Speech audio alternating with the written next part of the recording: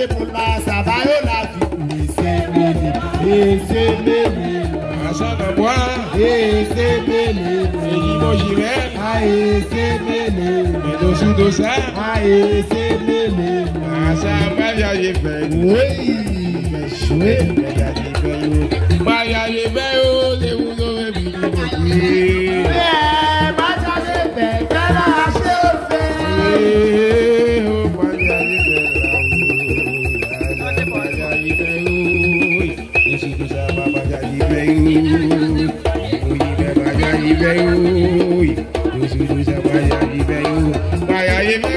c'est vous avez vu.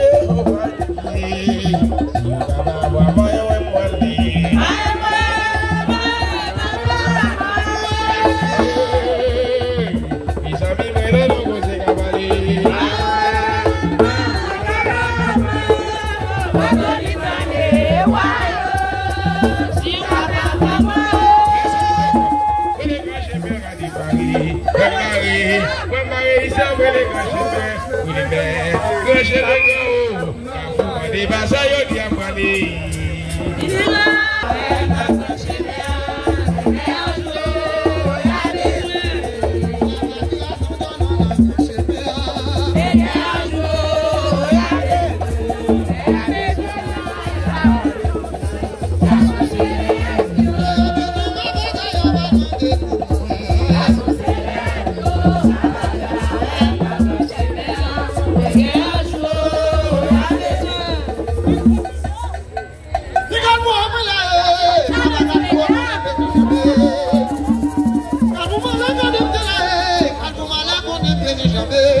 C'est le même qui va être là pour la casser.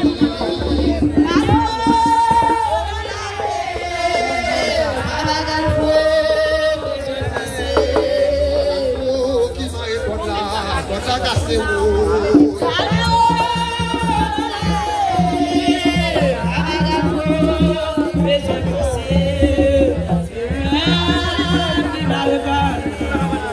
La casa.